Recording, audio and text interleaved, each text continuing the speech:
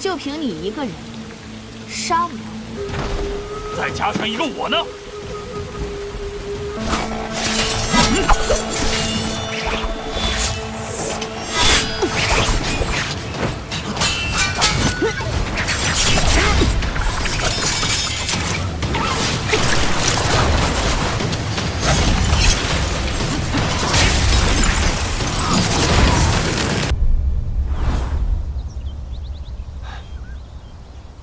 江南霹雳堂，雷家雷无节，前来拜山。你们要干什么？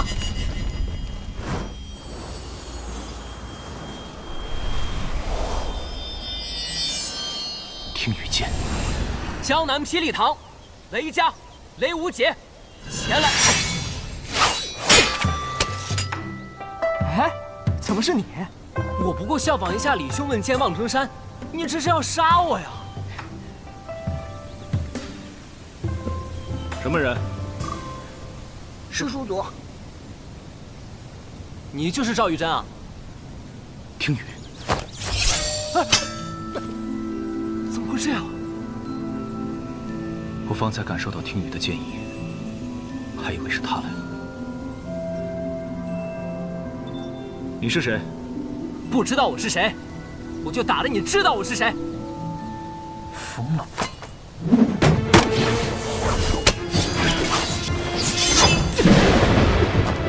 雷灭！看你的功法，应该跟齐鹤是同一门。你们姓雷的真的很有意思，没事老闯着望城山做什么？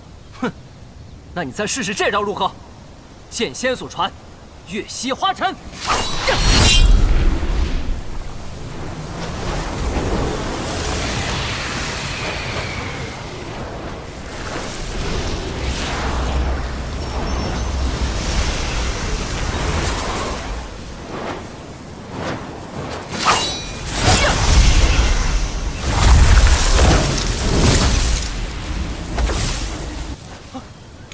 赵玉珍有真气护体，就算你出100招也伤不到的。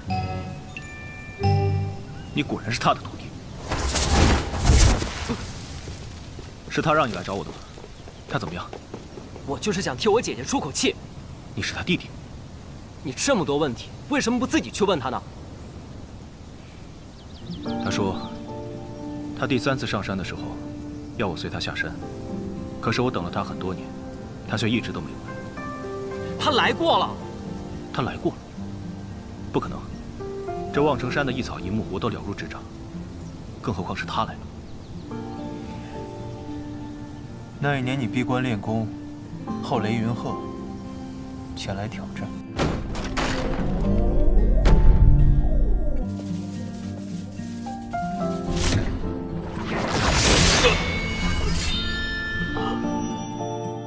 你断其一臂，将其赶下山，但自己也元气大伤，几乎走火入魔。在所有天师的加持下，闭关养伤。在你疗伤期间，李寒衣确实来过。这件事应该整个望城山都知道。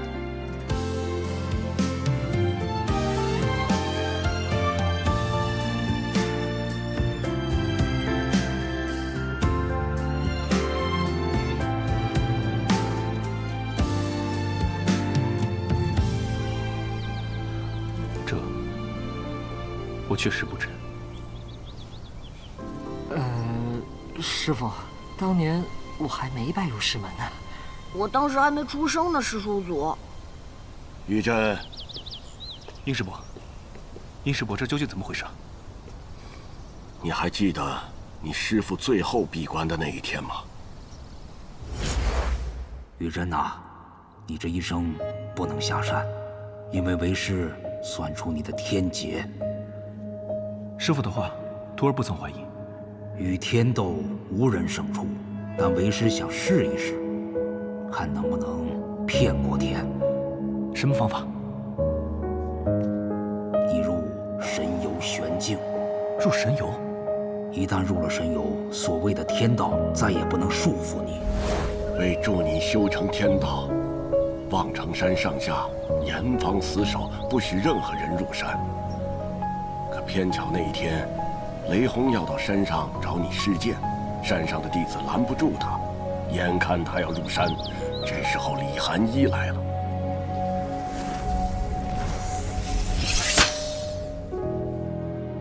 是我作践坤天了。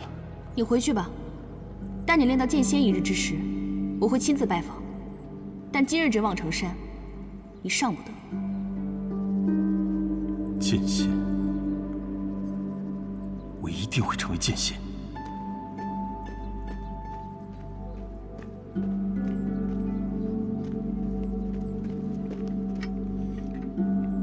他的身体好些了吗？在几位天师的帮助下，已经恢复清醒了。但是，若想要恢复寻常，还需要很长的一段时间。那好，那烦请吕掌教跟他说一声，我来过了。接下来的事情你应该都知道了。最终，天道没能修成，你和掌教都负了伤。没过多久，掌教故去，此事就再无人提起。为什么不能提起？我捡的冒气的人来了3次都没能把人带走，他可能以后再也不会来了。赵真人，我们此行要去雷门赴宴，雪月剑仙会跟我们一起去，你去不去？还有我师父，我师父就是雷轰，他也在雷门。小子，我若不下山，会怎么样？我姐会跟我师父见面，我师父可能再也不会让他离开了。若我下山呢？一切尽在你的掌握。你说的对。那你到底是下不下山啊？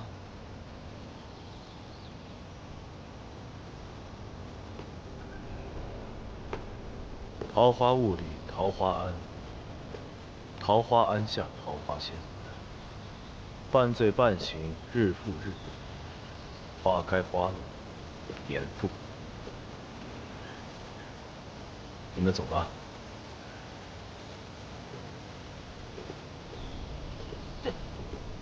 那就走呗。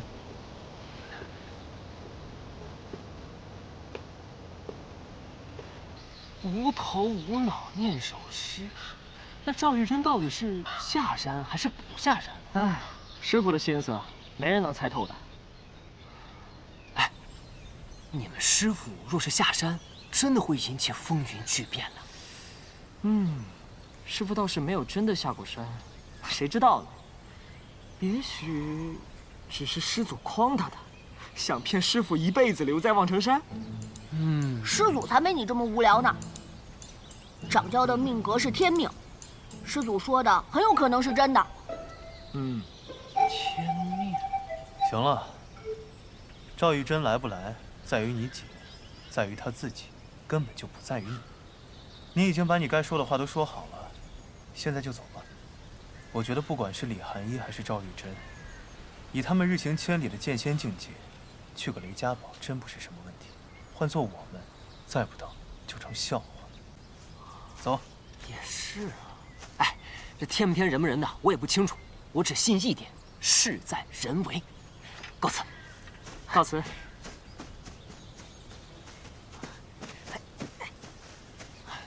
有个问题忘了问你啊，你是怎么说服你姐陪你去见雷轰的？以她的性格，她不会同意的。其实我骗了阿姐。哟，你还会骗人呢？我私下骗她说，我师父得了重病，就快要不行了，临走之前想见他最后一面，了却心中遗憾。阿姐就同意了。你师父知道你这么咒他？他要是能见到阿姐，我说什么他都乐意。想不到雷无姐，连你都会耍心眼。哎，这我还得叫你一声师傅。最后一个问题，去雷家堡，你不会迷路吗？放心，我在雷家堡生活了10几年了，我记得它的味道，这辈子都不会忘记。跟我来。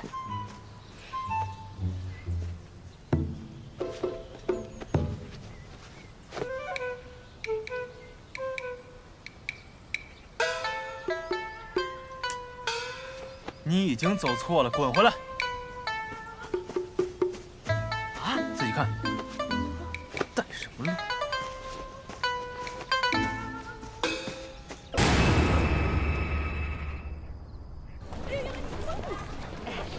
好香啊！哎，找我。快走啊！快点儿！买一个吧，挑一个。丢了！我们被那个拿着大剑的家伙阴魂不散的追了好几天，现在好不容易把他甩掉了，你告诉我钱丢了？那苏昌里的剑那么大，那我打斗的时候被打丢了，这也不能怪我呀！少废话！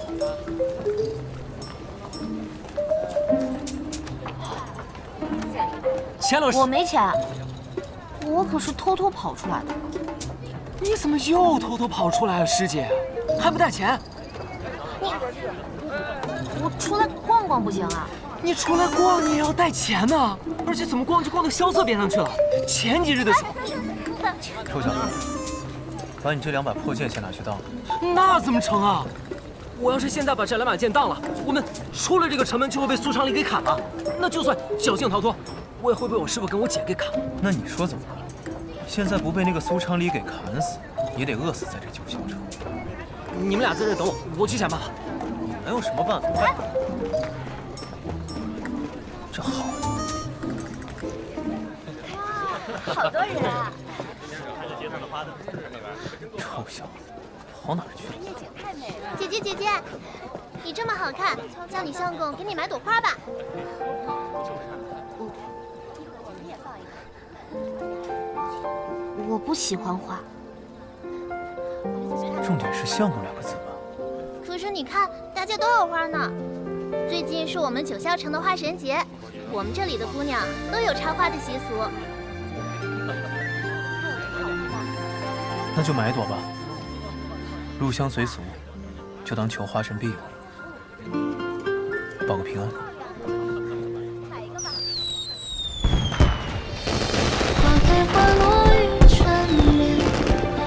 哇，花神节的烟花，好美啊！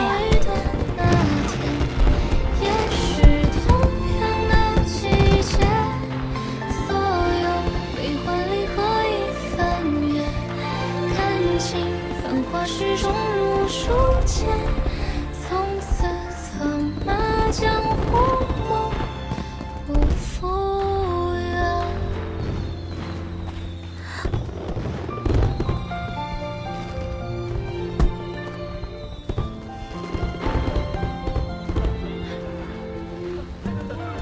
在想什么？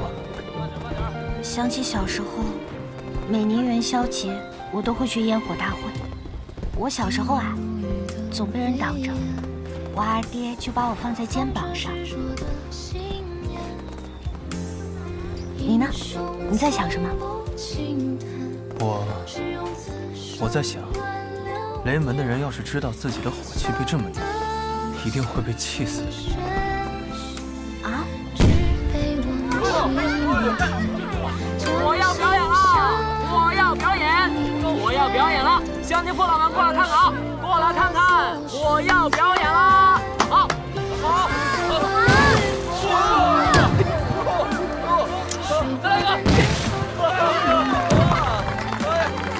好，大家有钱的捧个钱场，没钱的捧个人场。谢谢啊！谢谢。雷门不幸啊！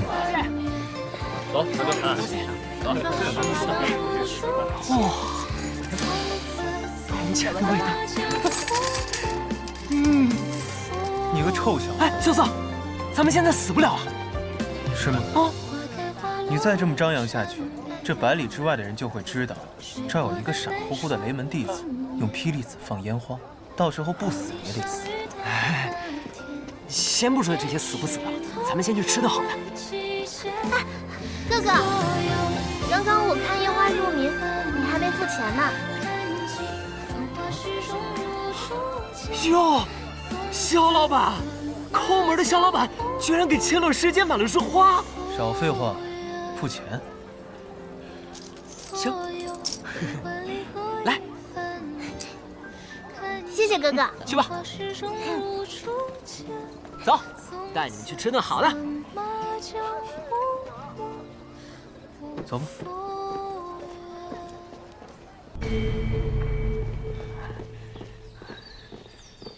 行了，到这儿就可以放心了。剑心冢外设有奇门阵法，寻常人根本进不来。多谢两位兄弟了，敢问两位兄弟尊姓大名？何去？何从？好特别的名字啊！没时间寒暄了。放心吧，适逢华神医正在剑心冢中采药，我这就送他过去。哎，这位雷兄弟啊，不如和我去一趟剑阁吧，老爷子应当想见你的。老爷子是谁啊？笨啊！老爷子当然是剑心冢的冢主了。冢主？嗯。哇！哼，这好多剑啊！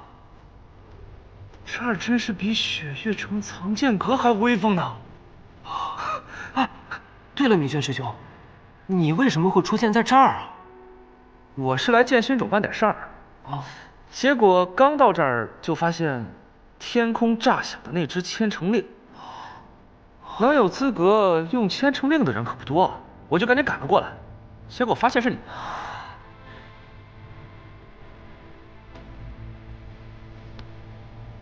哎呦我去，快来啊！这柄是麒麟牙，是麒麟剑手吕修熙的佩剑，剑谱上能排第16。哦。麒麟牙杀性太重，你若真想碰它，那么很有可能受伤的是你自己。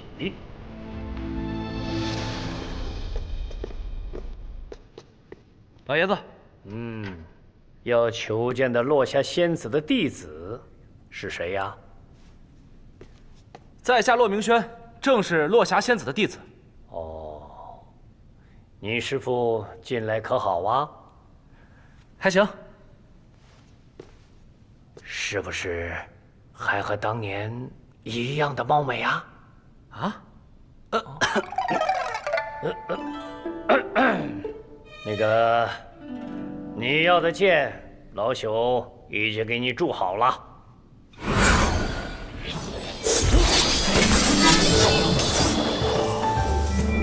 哇！重剑无望，轻剑别离，长剑凤凰，双剑勾芒结尘，三尺剑般若一目，一共7柄剑。7柄剑，这么大方？多谢老爷子。你拿去吧。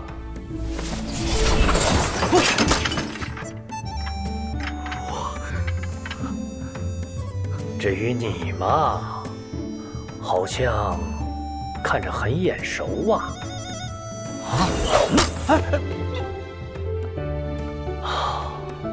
听雨啊，许久未见了呀。你老认识这把剑？听雨观雪，望花闻风，风雅四剑，乃是我年轻时所著，我自然认得。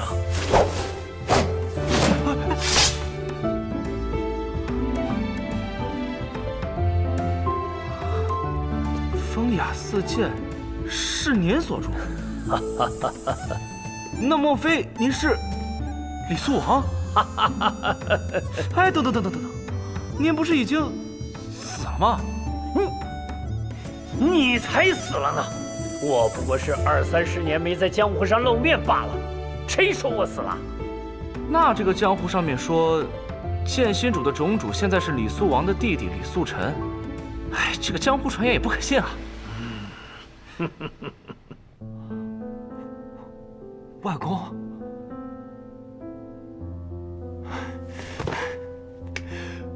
孙子刘杰不孝，见过外公。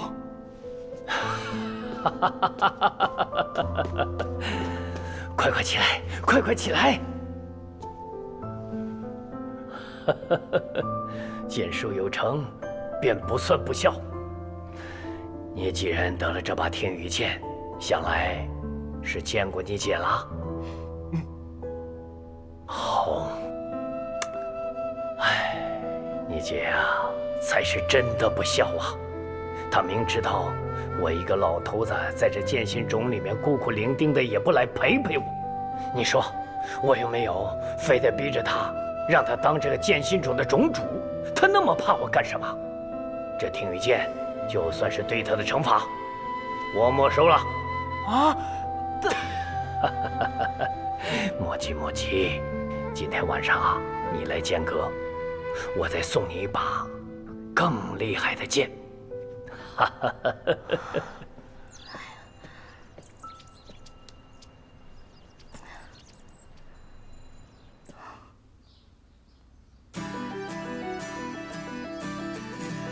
外表没有一点伤，但脉象就可以乱成这样，还真是罕见。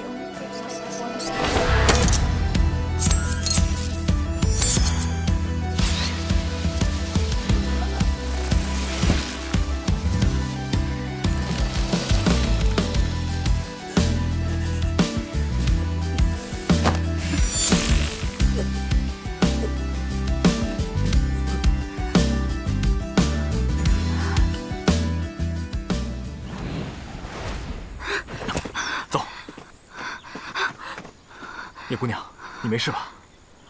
没事，我就是有点累了。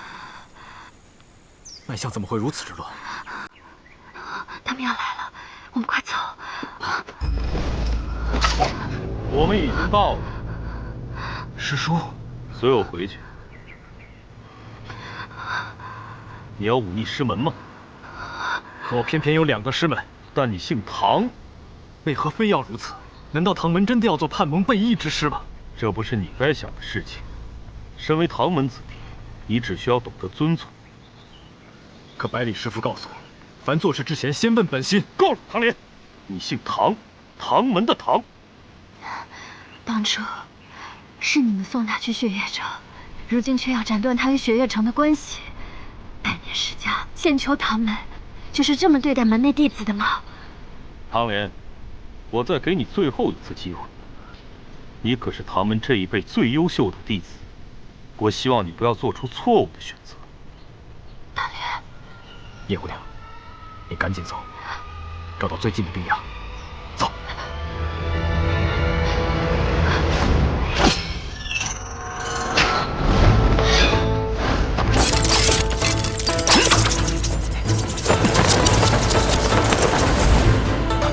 叶姑娘，小心！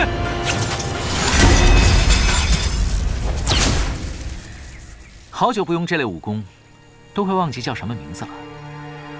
自在心中生功。对，就是这个名字。叶安石，在天外天我叫叶安石，如今再回中原，还是叫我吴心吧。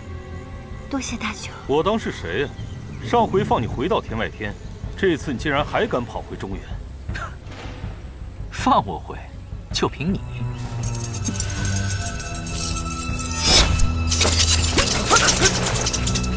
走了。截住景霞了吗？今日得到消息，暗河苏家家主苏沐雨和谢家家主谢奇刀合力阻止李寒一北上，但李寒一看穿了埋伏，最终突围而去，目前行踪不明。看来暗河已经动手了，老九也太擅作主张了。唐门三老呢？那3位老爷子原本不想露面，可那时李寒一已经突围而去了，他们迫不得已现身，也没有追得上。至于唐门为何会和暗河联手，我猜是九皇子在动身之前就已知晓了唐门，他们知道殿下与九皇子的关系，便以为这是殿下下的命令。老九为何会如此确认暗河会和他协作？因为九皇子他冒充了一个人。谁？萧楚河。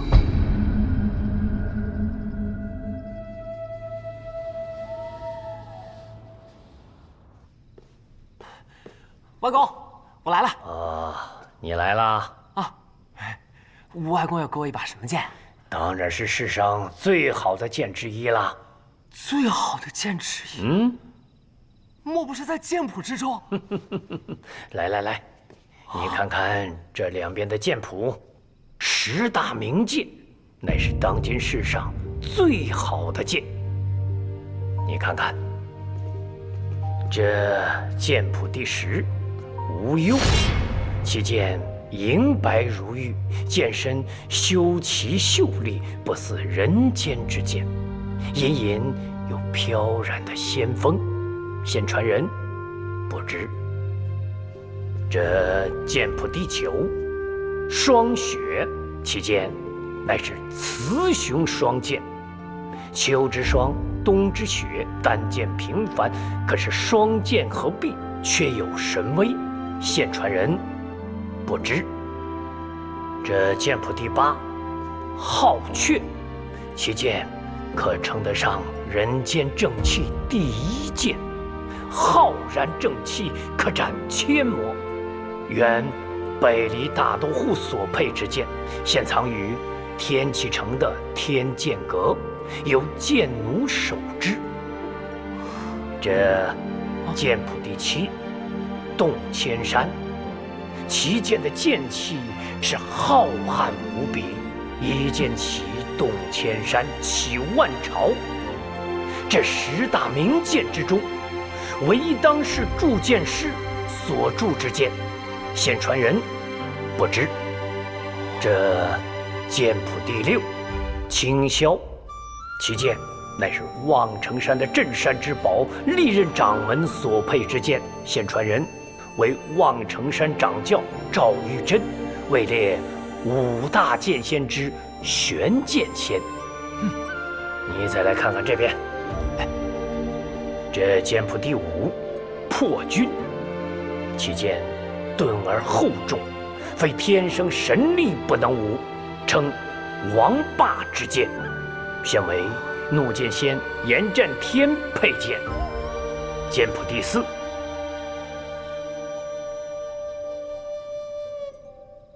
这世上的剑，有的是4个字，有的是3个，最多的是2个字。但是这把剑，它只有1个字。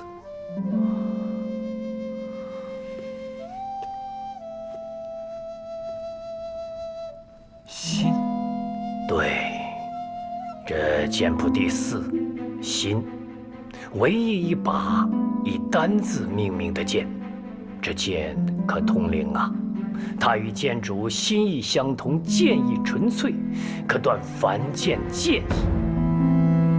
其剑为剑心中历任传人所佩之剑，现传给雷无节。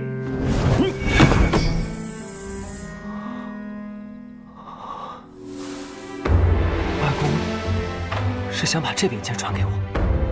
这把剑本来就是你母亲所佩之剑，现在由你来继承，那也是理所应当的嘛。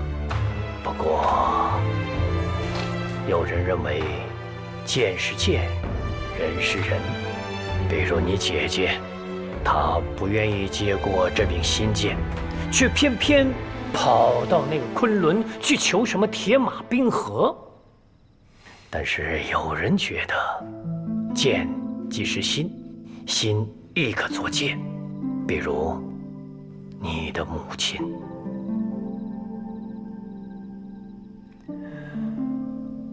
外公能给我讲讲我母亲的事吗？你母亲是一个非常好的人呐，她善良聪明，性格温柔，又是天下难得一遇的奇才呀。哼，若不是遇到那个天杀的雷梦莎，她定会是剑种的传人的。母亲是怎么认识父亲的呀？这个雷梦莎与他的那个好兄弟百里东军，到我这剑心中来造访，不好好的待在剑阁里，却非要偏偏跑到那剑心崖。你跑到剑心崖也就算了，可他偏偏要与新月比武，你比武也就算了，可他偏偏却赢了。你赢了也就算了，可他偏偏……外公，我怎么听出了一股吃醋的语气呢？从那以后啊，你母亲新月天天吵着要和这个雷梦莎去闯荡江湖。我就想啊，这闯就闯吧，这年纪轻轻的，总不能一辈子窝在这山谷里吧。更何况这雷蒙莎也是一表人才，又是世家子弟，于是我就答应了。哎呀，这些年啊，我真是后悔呀！我就问我自己，我为什么要答应呢？我就应该把他给留下来。哎，小子，你说说，如果当初我要是留下来的话，那是不是跟今天就不一样了？是，那就可能没有我了。哎，你这个臭小子啊，你的性格怎么跟你父亲是一模一样啊？一副子没心没肺的样子。外公，你不是还有我和我姐吗？我们会经常来看您的。看我可以，打我剑的主意不行。外公，你自己说要把信件传给我的，你可不能后悔了。哈哈。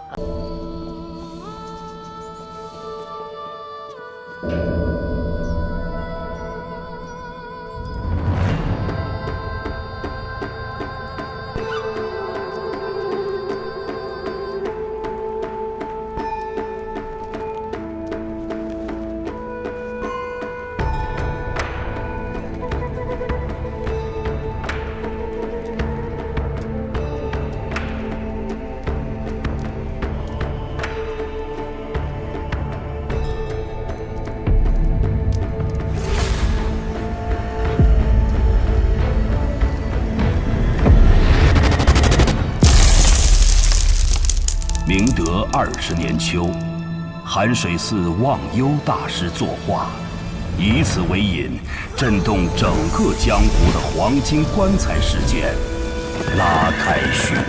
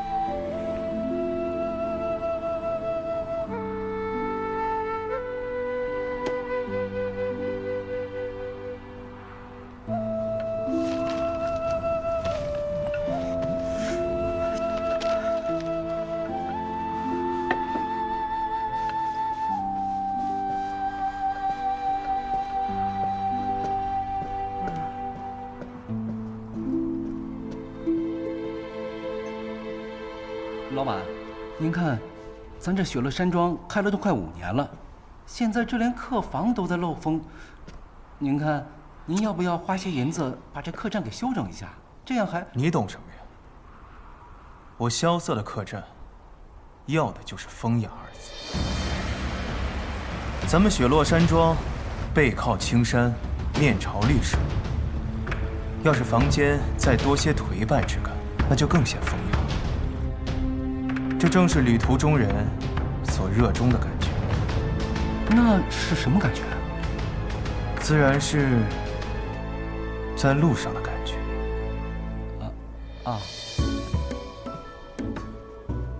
在路上的感觉，那是什么感觉呀？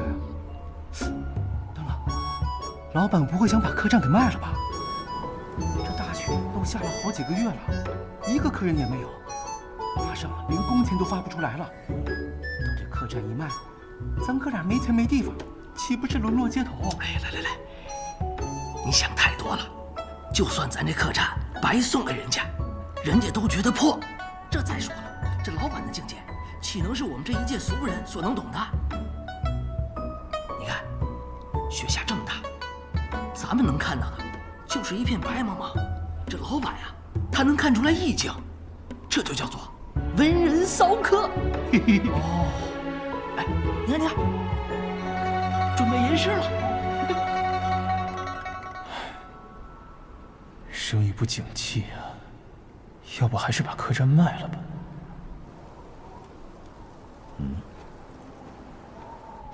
来客人了。哎，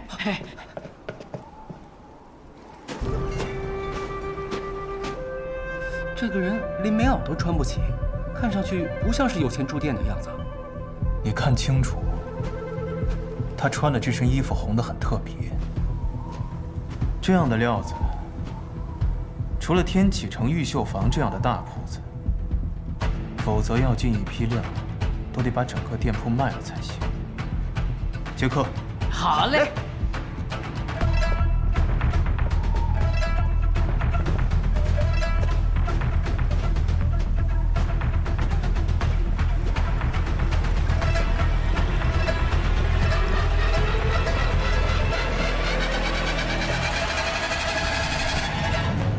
这位客官打尖还是住店？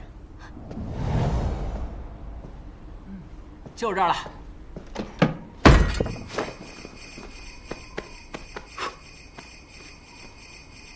这个家伙看上去就让人讨厌，一点礼貌都没有。不过看他的穿着打扮，定是江湖中大家族出门历练的子弟，一定很有钱。客官，您要点什么？这种客官最是爱摆阔，是时候大赚一笔了。一碗阳春面，一碗老糟烧。啊？怎么了？您还要不要点点别的？小店的梅花肉、桃花酿都是招牌。梅花肉啊？来一份梅花肉，定然是不行的。哎，不如你切一块在那阳春面当中吧。啊，一碗阳春面，一个老糟烧，6个铜板。哎，听说了吗？有人从寒水寺运来一件重宝，要去九龙门。哎，知道，江湖上的传遍了，据说谁能得到那重宝，就能号令天下。我怎么听说那重宝是一门绝世武功啊？明明是一个绝世美女。拉倒吧，寒水寺能出美女？那是老大说的。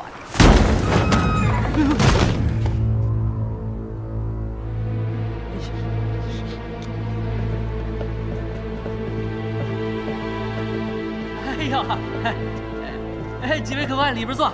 你看，又是一帮没礼貌又没油水的家伙。客官，客官，拿最好的酒、最贵的肉来。客官，您的面和老糟烧。哇，请慢用。哎，怎么了？你。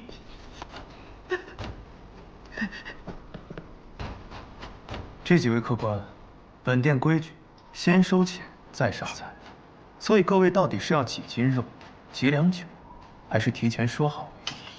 你是谁啊？在下萧四，是这雪落山庄的老板。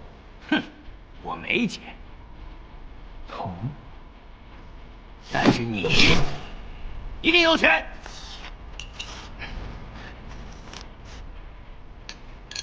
实不相瞒，本店已经1个月没开张了，现在连工钱都开不出。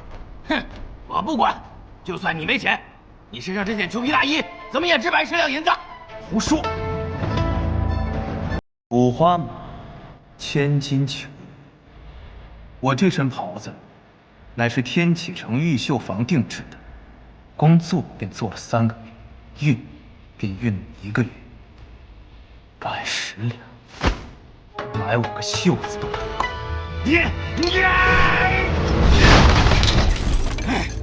哼！我说你小子，到底听没听懂我说话？2两银子。什么2两银子？我说这桌子，2两银子。你小子，老子今天是来打劫的，不是来打奸的。给我来上好的酒，上好的肉，再把值钱的东西交出来，要不然我杀了你的人，烧了你的店。打劫啊！那我就不能不管了。你是谁？雷无杰。雷无杰，正是。雷无杰是谁啊？不知道啊。雷无杰谁啊？没听过。江湖中有这行人吗？我初涉江湖，你们自然不知道我的名字。不过，没关系，很快我的名字便会名震。什么无名之辈，给我上！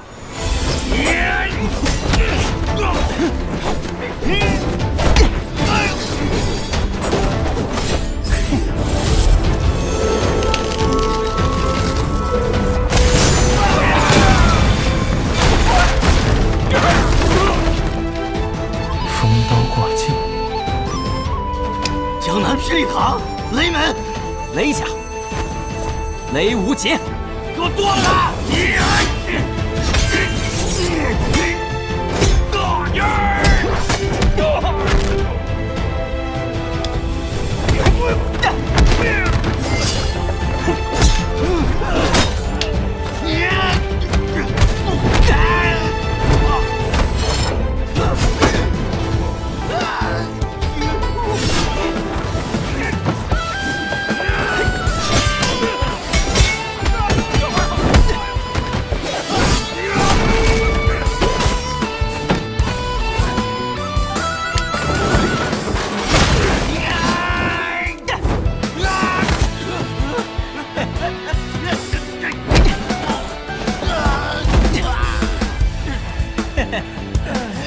这可是我的无方拳法，当然，我还有更厉害的东西。少年梦逐浪入场，相信乾坤年轮，好坏曾遇伤痕，闯荡才算人生。方寸间棱角激昂青春，才是我岁月风刃。天涯凌云尽所。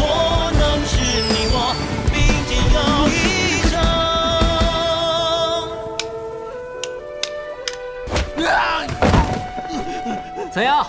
现在可知道我是谁了？还不快滚！快走！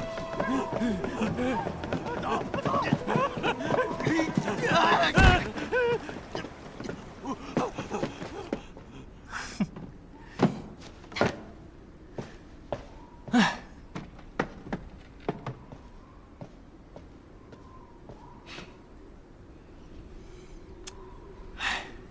有道是大恩不言谢，路见不平拔刀相助，这些都是应该的，不用太客气了。我还急着赶路，还望后会有期。大恩不言谢，拔刀相助。那当然，哎，要不是我，那帮大汉早就砸了你的店，搞不好你们连命都没了。这难道不是大恩？你看看我这店，跟被砸了有什么两样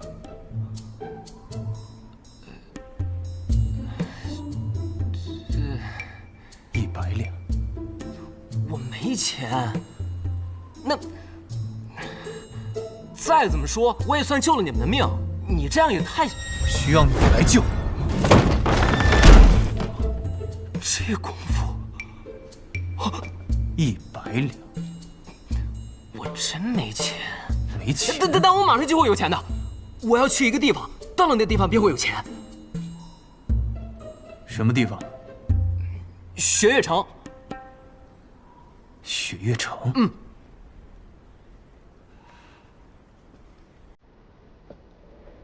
雪月城被尊为江湖第一城，其实是几大世家门派组成的联盟。江南霹雳堂就是其中之一。要想拿回该拿回的东西，雪月城也是我必须要去的一个地方。如果这个少年真的是去雪月城，那么以他的身份，从雪月城中拿出100两银子，自然不在话下。而且这个家伙似乎并不像在骗人，毕竟他怎么看，除了武功高强以外，简直就是一个傻子。可以，你去雪月城，我得跟你一起去。啊，完全没问题。还有啊，利息就算你500两吧。啊，500两。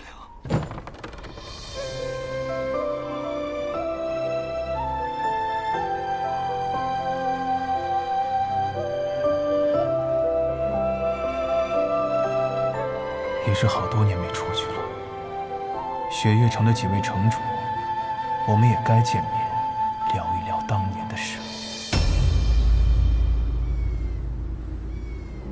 绿蚁新醅酒，红泥小火炉。晚来天欲雪，能饮一杯无。兄台好雅兴，这酒我们可以喝，但马车上的东西你可得留下。哦，你们可知道这辆马车里头装的是什么？哼，不外乎金银财宝。你们这样说，倒也未尝不可。少废话，乖乖的把东西交出来，不然的话，这大雪天的，你们跟了我一路，实在是过于辛苦。但是你们要的东西，注定是拿不到。我想，还是请你们喝了这杯酒，然后。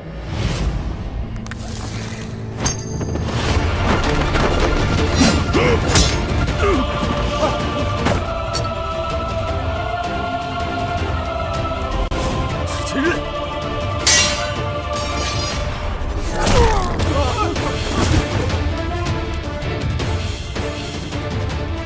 派你们来的人，或许没有告诉你我究竟是谁。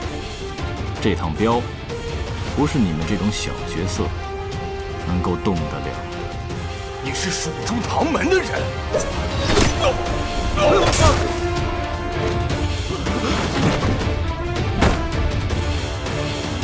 撤！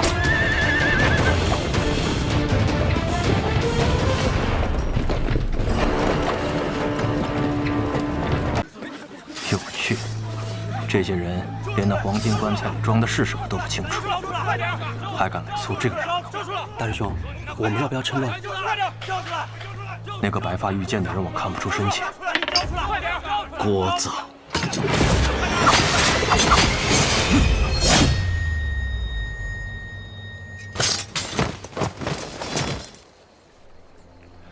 大师兄，你刚才看清他出剑了吗？我只数到了第3剑，之后就完全看不清了。这2天清理了许多杂鱼，想不到漏网的还有这么多。恐怕我和唐莲都不是此人对手。要想对付他的话，这些天虽然远离三顾城的人很多，但是离奇消失的人也很多。为了给唐公子省些麻烦，多余的人已经帮唐公子去除了。说的可真好听。不过就是先把和我抢的人杀了，再来和你抢。也是这个道理。看来你也是为了那口棺材来的，那是雪月城的东西。看来你并不知道自己护送的是什么，那并不属于雪月城。你知道里面是什么？那是自然。阁下或许弄错了，现在美人庄内最重要的事情，乃是在下的赌局。若阁下不感兴趣，便请移步吧。赌局？生死局。哼，我是一名剑客，掌握我生死的只有剑，而不是几个头子。不过今晚我倒是有兴趣陪2位玩玩这个游戏。如果2位赢了，我就再给2位1夜的时间去逃。看来你真的很自信。自不自信的，赌博就知道了。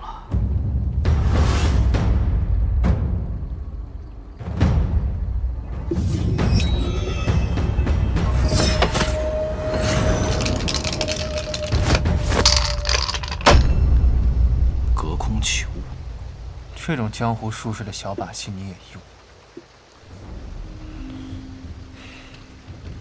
怎么？过来呀！你们雪月城的人脑子里面除了打打杀杀就没别的事了。一局定输赢，你们赢了我走，我赢了把东西留下。听上去倒是很公平。我曾经在天启城的千金台，连着跟人赌了3天3夜，最后还赢下一座城池，你可相信？耳听为虚，眼见为实。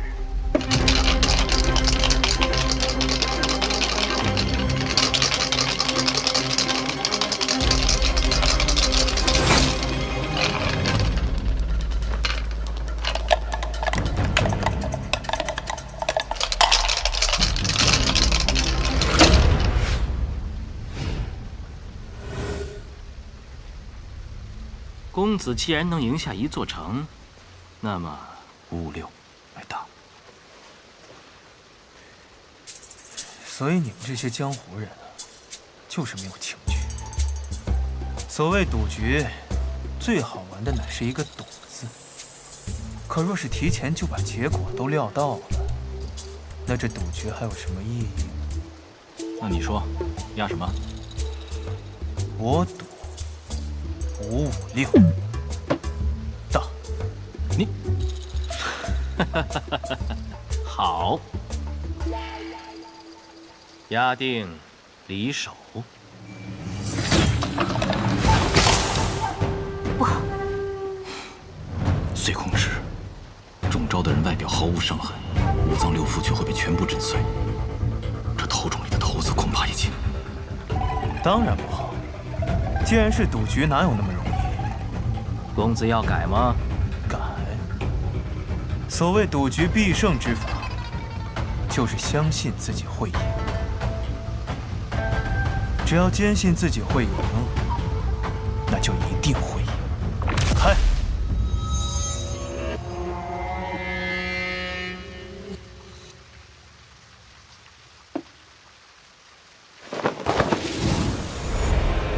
556。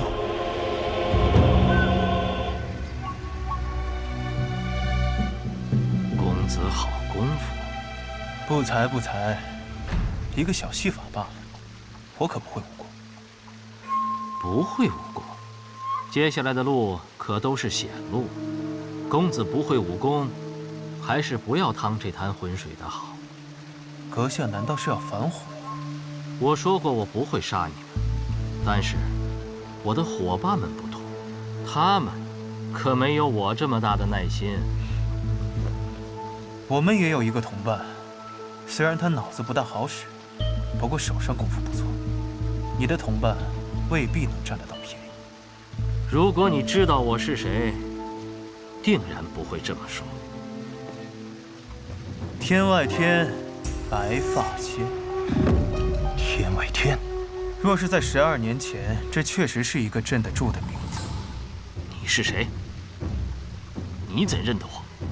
知道你们的人不多，但总归有人知道。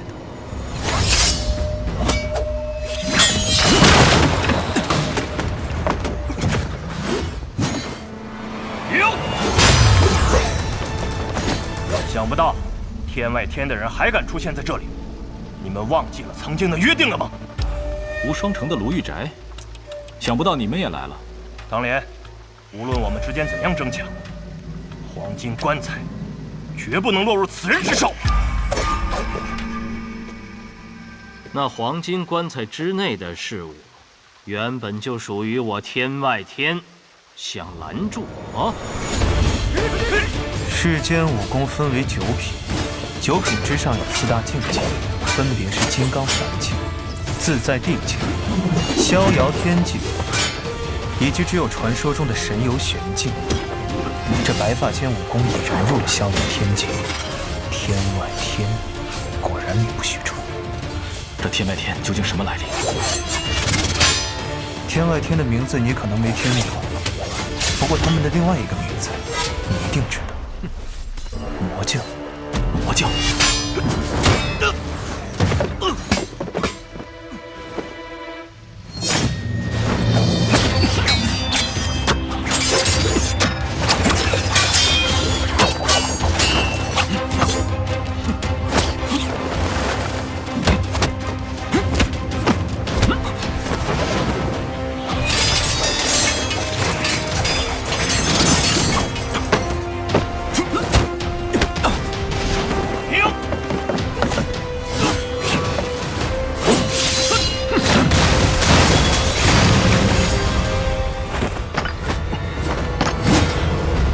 有胜算吗？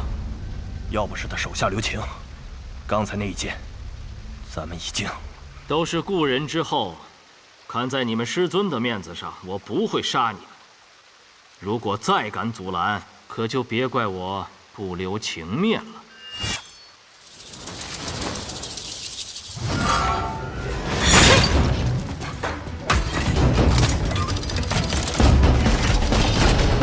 云梭，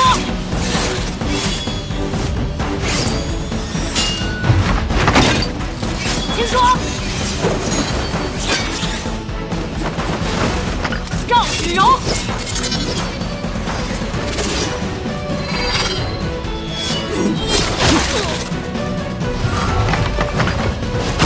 月如印。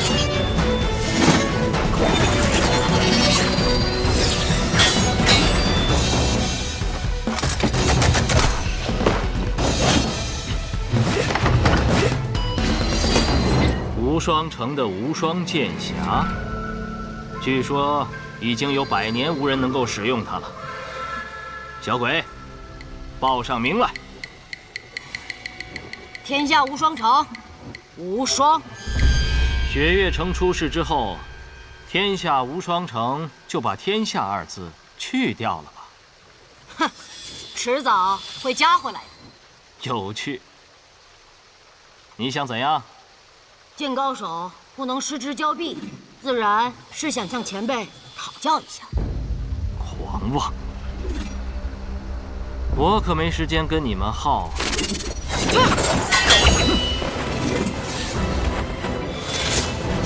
别跑！无双，回来！追！方才那白发仙说他还有同伴，我若是你，现在就去守那个棺材。还要追吗？追！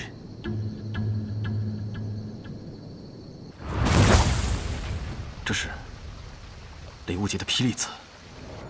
我乃江南霹雳堂雷家雷无极，还有不怕死的要上的吗？上！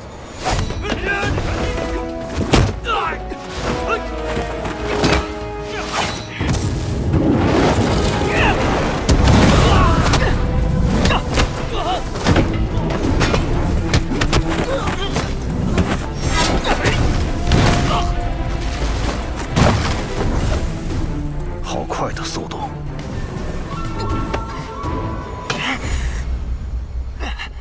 雷家的火灼之术，难怪。上！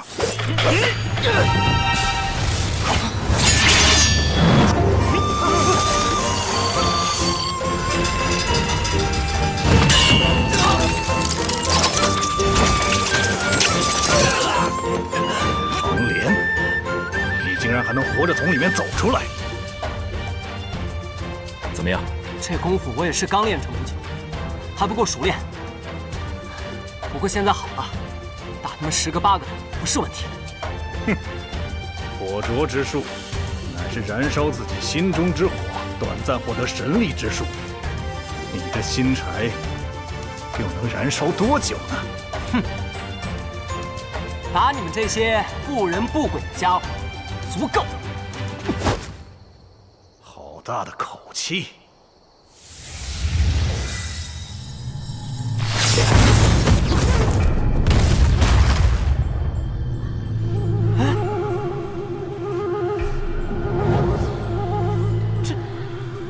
这是怎么回事啊？居然是这种邪术！邪术？什么邪术？你看，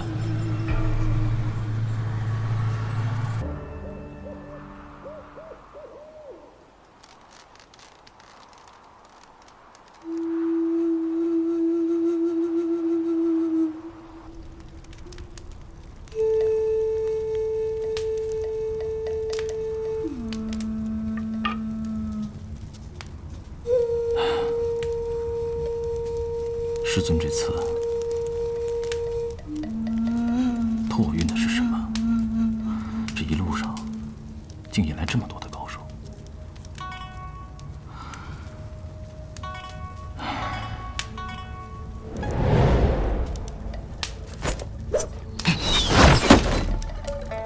谁？雪月城唐莲。你知道我的名字？我们还会再见的。站住！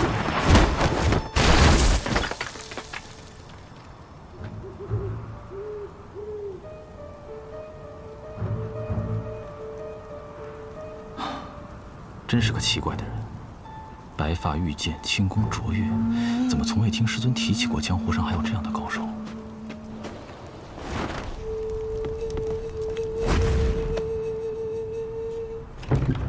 哇，这雪也太大了，都不知什么时候才能消的。还好我的马是千里挑一的神骏，不然咱们都得被这场雪给埋了。不，你这一路都在说你的马好，你是卖马的吗？少废话，进去生个火。装模作样。哦，哼，哎，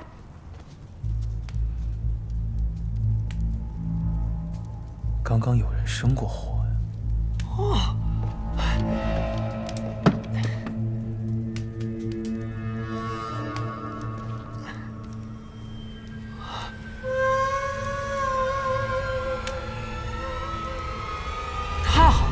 这下方便了，我还怕那柴火太湿，怎么都点不着呢。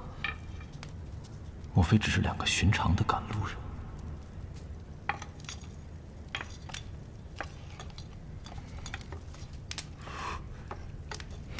快点！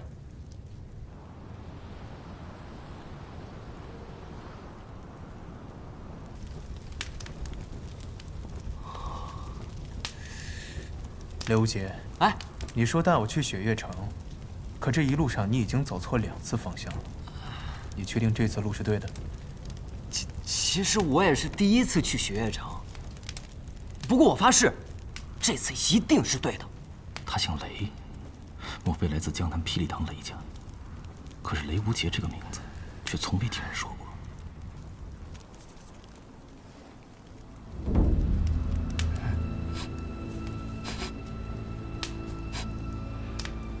你属狗的吗？闻什么呢？你有没有闻到一股味道？什么味道？是花香，蔷薇之香。蔷薇？这个天气会有蔷薇啊？这是蔷薇露的味道。蔷薇露出大邑、占城、爪哇，并且只有天启城的百花阁才有的卖。这儿怎么会？想不到在此荒郊之地，还能遇到能识风雅之人。我苦求百花阁主多日，他才卖给了我这一瓶，却一下就被你闻了出来。风高月冷，姑娘要进来坐坐吗？不必了。这是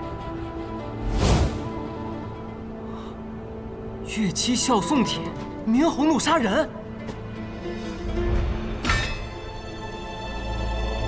这就对了，这就对了。什么对了？他们2人就是月姬和明侯，杀手榜上位列第9。除了霸占杀手榜上前8席的暗河组织之外，绝对是江湖上最厉害的杀人王组合了。那照你这么说，他们送了我们帖子，岂不就是要杀我们呀？你兴奋个什么劲儿？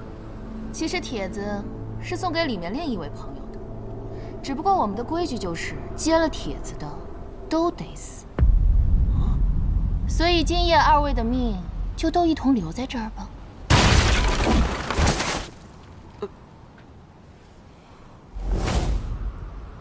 我接过你们的帖子，但我却没有死。敢问这位兄台？唐莲，所以我们这不又赶来杀你了吗？唐莲，你是唐莲，雪月城首席大弟子唐莲。哎，那这样说起来，你就是我的大师兄了。我雷无节，我是从江南霹雳堂雷家宝来的。我也是雪月城的，小心！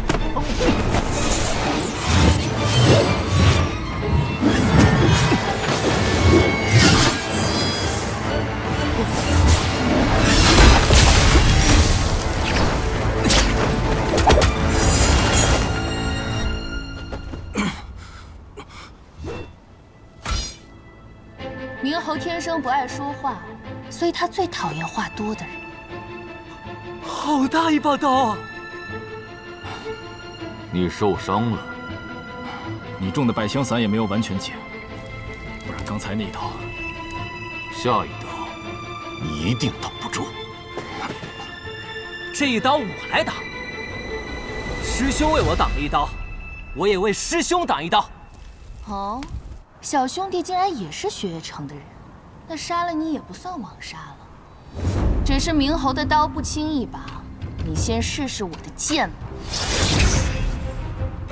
树衣剑，他们二人的兵器倒是绝配。树衣剑、金具刀，能一晚上见识到这2样兵器的人不多。小兄弟，你可看好了。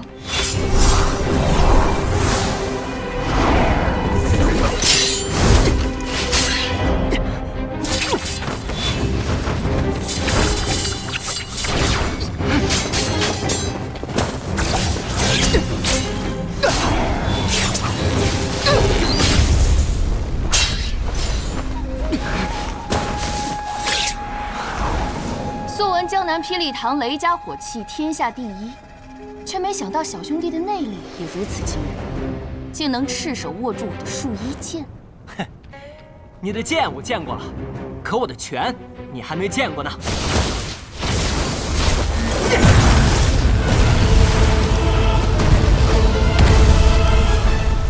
是雷门的无方拳，拳未到气先到，这小子有一手。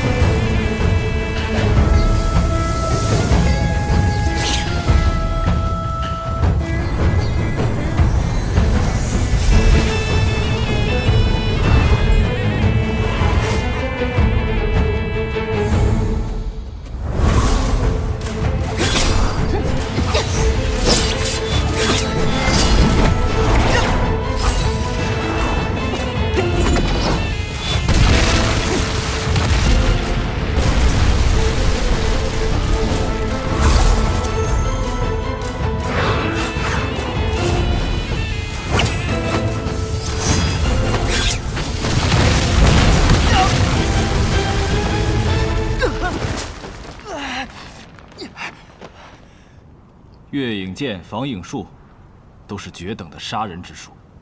再绝等的杀人之术，没有杀掉该杀的人，也是没有用的。我输了，刚才那局是你胜了。小兄弟说笑了，我们杀手没有输赢，只有生死。想不到初入江湖就能遇到这样的对手，是我刘维杰的幸运。这是雷家宝的火灼之术，怪不得他的头发会发红。月姬，我们走。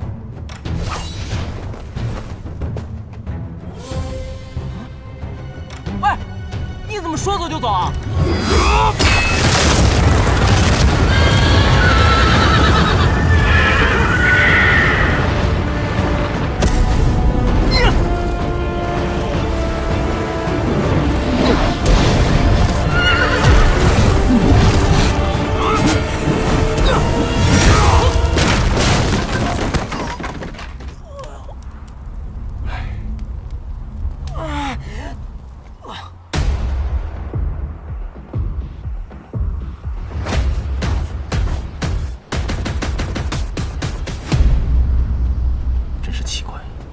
占尽上风，为何要离开？什么人的刀你都敢接？你有几条命够你这么玩的？你不是也会功夫吗？你怎么不去打呀？我什么时候说过我会武功了？不是，你在那客栈，你一挥手，门窗都齐刷刷的关上了。傻子，这世上除了武功，还有一种技术叫激光，需要你来救。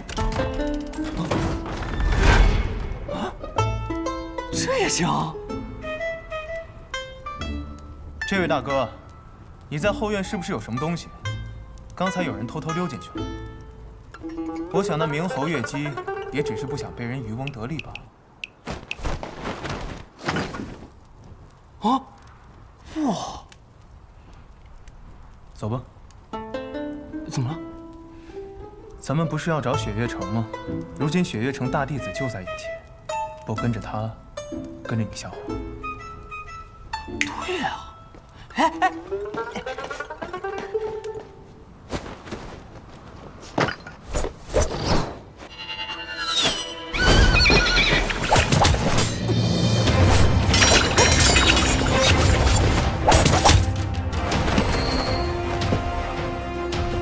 上不得台面的家伙，只敢做些偷鸡摸狗之事。唐莲，你给我说清楚了，谁是上不得台面的家伙？报告大师兄。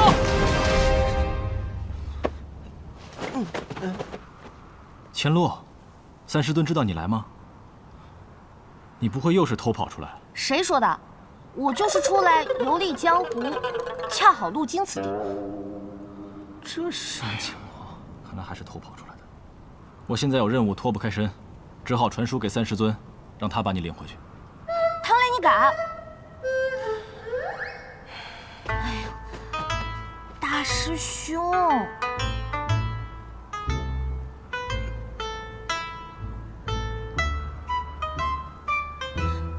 哼，不跟你玩了。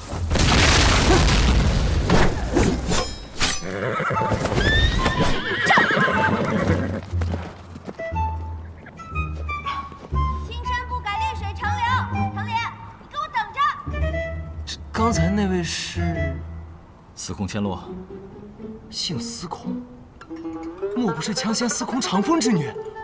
正是我三师尊的女儿，雪月城的大小姐。哦，那还真是让人出乎意料。千洛这次是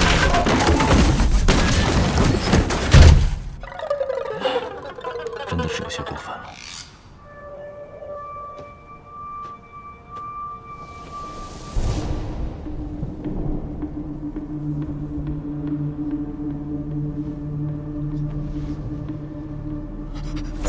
你想做什么？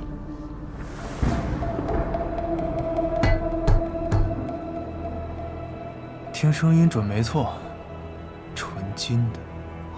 纯金的？纯金的又如何？值大钱了。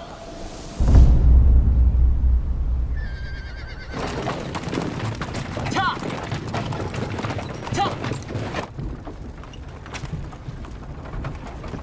素未谋面，你就这么相信我？我不是相信你，我只相信他。这一点我倒是认同你的判断，毕竟这家伙除了武功好点，就没有脑子。骗人这种事，他确实干不出来。那你呢？我把我最好的2匹夜北马拿来给你拉货，你还不信我？师兄，别理他，他就是个马贩子。这一路上除了听他夸他马好以外，就没听过他说别的话。雷兄弟，你暂时没有拜入师门，师兄这2字，我想你可以不用叫得这么着急。哎，好的，师兄。所以你真的不知道这棺材里装的是什么？师尊并没有告诉我，他只是让我把它运到碧罗城的九龙门。另外，和我说了一句话。什么话？千万不要试图打开这具棺材。掐！掐！听你这么一说，我倒是对这棺材更感兴趣了。千万不要对它感兴趣。我这一路上遇了10几波杀手，那么多人对里面的东西感兴趣，拥有它是一件很危险的事情。所以你这一身的伤是那些杀手？只是月姬和明侯，其他的不过是一些其实关于这黄金棺材的传闻，我倒是听过一些。你都知道些什么？别这样看着我呀！这种传闻已经在江湖上传开了，说什么的都有。大致就是，有人从寒水寺运送黄金棺材去边境，棺材里装着的是数不尽的财富，还有足以称霸江湖的武功秘籍。你相信？原本我不信，直到我后来发现，运送这黄金棺材的竟然是雪月城大弟子唐莲。那又如何？其实像这种传闻能传遍江湖啊，自然是有人背后推波助澜。不过像明侯月姬这样的杀手，显然是做不到的。相信你也听说了，几个月前寒水寺忘忧大师的事情。我猜这棺材内8成就是忘忧大师的尸首。只是为什么这么多人想要得到它？你究竟是谁？我只是一个消息比较灵通的客栈老板。所以我们到底要去哪儿？直奔九龙门吗？三顾城，美人庄。美人三顾：一顾倾人城，再顾倾人国，三顾倾我心。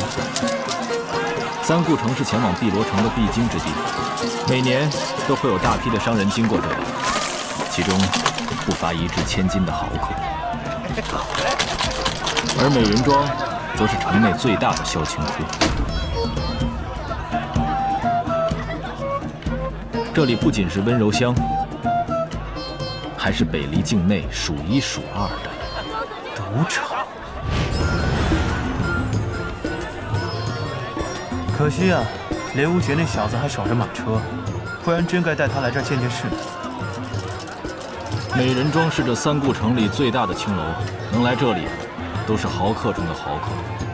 他们的赌局太大，没办法用普通的金钱计算，所以这里的赌局都是用这种成筐的明珠。既然来都来了，不如我们也去赌一局。哈，我可没有钱。怎么没有？咱们可是有一口纯金打造的棺材。闭嘴！我警告你，别打这个主意。我们来这里是为了寻找接头人的，必须丝毫不引人注意。是天明蕊。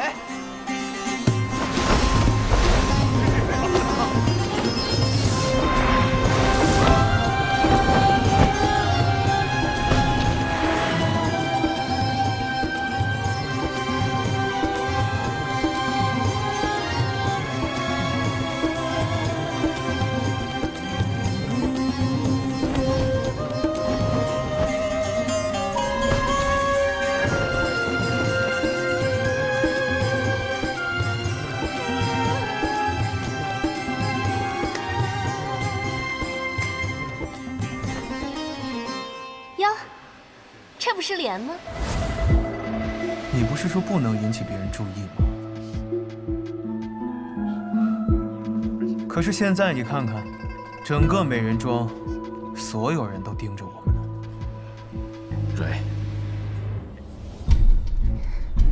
莲，距离你上一次来，已经过了16个月零7天了。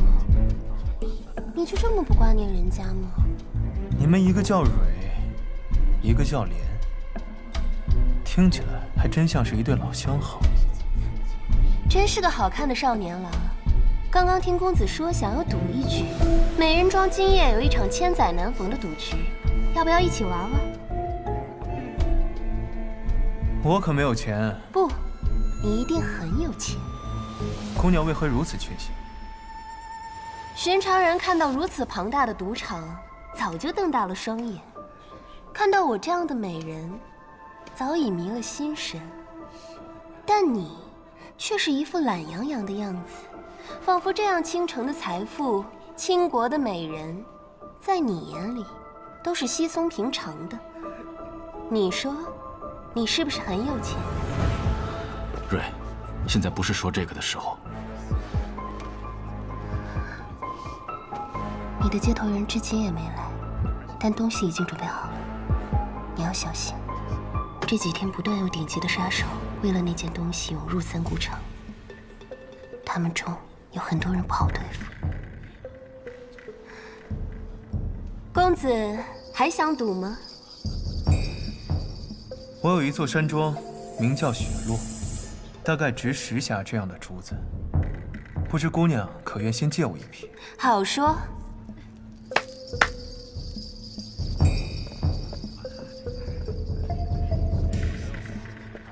今日的美人庄被这位公子包下了，想赌的留下，不赌的就请先回吧。天女说笑了吧？区区2匣明珠就能包下美人庄？这位公子看上去有些面生，怕是不懂这里的规矩。天女怎么也糊涂了呢？糊涂？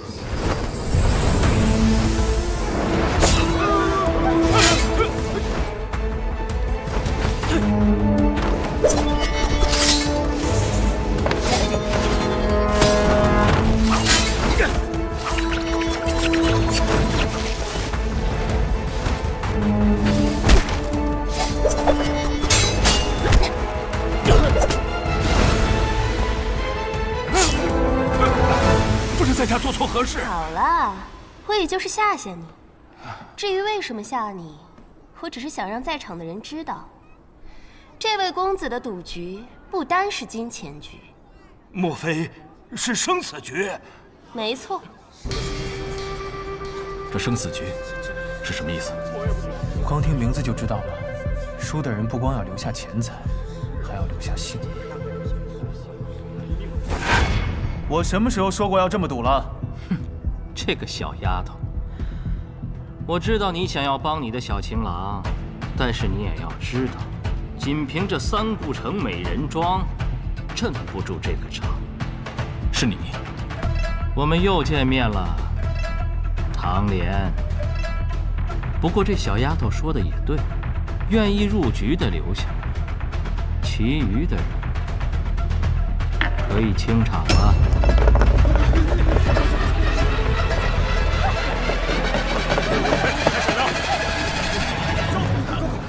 有趣，这些人连黄金棺材装的是什么都不清楚，还敢来凑这个热闹，聒噪！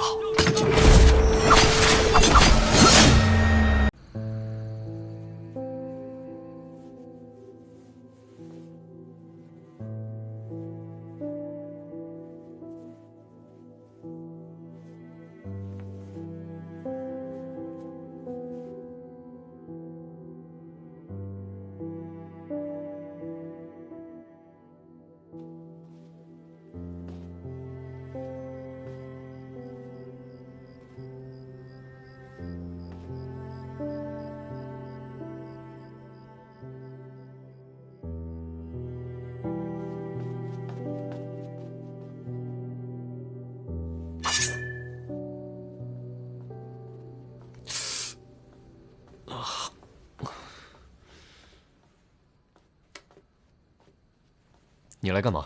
我爹听说你受伤了，专程给你送鹤顶红来，祝你早死早超生。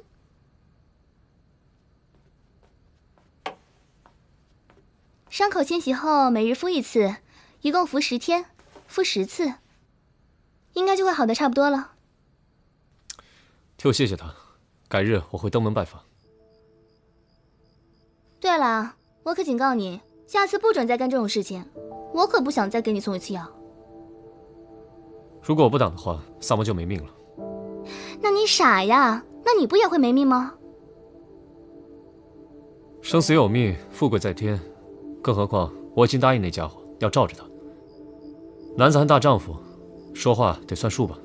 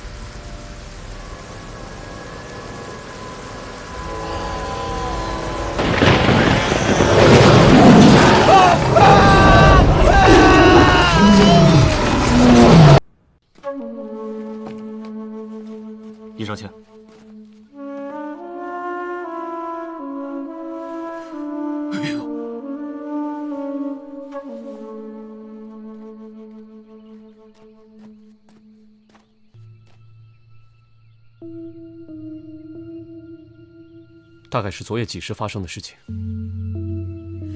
子时之后了，昨天晚上那雨下的也忒大了，我店里好多食客都赶不回家去了，我就延长了营业时间。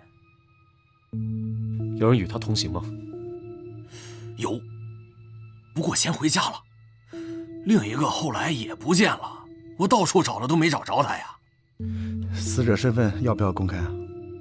先别急，先带回大理寺，等双爷的解剖结果出来再说。明白，抬走吧。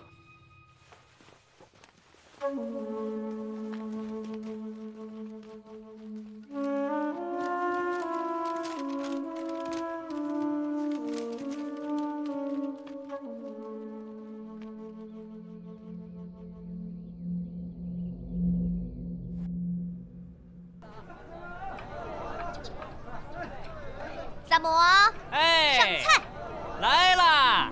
上羊排，稳着点啊！香，来，客官，您这边香喷喷的羊排来啦！二位，你们点的羊排，请慢用。哎，来啦！您二位看看，这是我们店的招牌菜，可不错呢。哎，好好干啊！好嘞，给我慢用啊！您先尝尝，我一会儿就过来啊。好嘞，好嘞。昨天封禁酒馆那事儿，你说邪乎不邪乎？可不嘛，酒馆在闹市，不可能有人进得去。是啊，你说这唐冠都被通缉整整1年了，这还是跑得了和尚跑不了庙啊！哼，我觉得呀，哎，二位客官，这事儿根本就不是这一共是人干的。 80万，能找了。说那个尸体被撕成了一块一块的，就像是在森林里。又在偷懒啊？没有。哎，你可别说了，慢慢吃啊。这一会儿啊，这羊排我该吃不下去了。听说那封禁酒楼昨晚死人了。哼，他们啊，仗着地理位置好，就往酒里掺水。现在吧，活该。哎，要不咱们店也先关店2天，正好呢，好好准备准备新菜式，迎接大多的顾客。想太多，你去哪儿？大理寺。你个死老外，你给我站住！你给我干活！啊！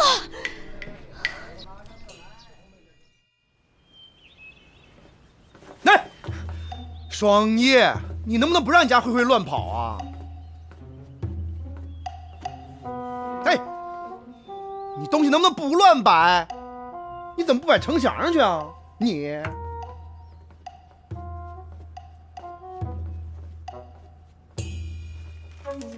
我觉得基本上可以排除人为伤害，为什么？因为喉部的齿痕迹很深，浑身上下有多处撕扯的痕迹，应该是大型猛兽所致。长安城有大型猛兽出没？请进。是紫苏吧？是我，你们说的我都听见了。死者是在树上面发现的？没错。我听说豹子会将死去的猎物藏在树上。豹子？不，老大，离长安城最近的山林在西北方向，要不我去打探一下？好，你去备车。初步判定，死者是死于意外，通缉犯的身份可以公诸于众。好，我知道了。哟，李少卿，这么容易就下定论了？哟，不请自来嘛。这么诡异的案子，我如果不出一臂之力的话，怕你们玩不转。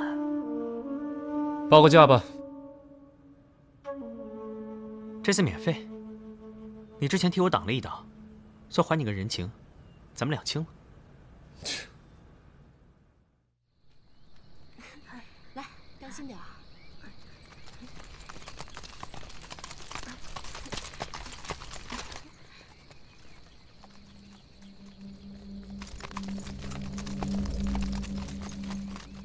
快走，快走！走。哎，怎么见了我们跟见了瘟神似的？来，啊，回来，哎，回来！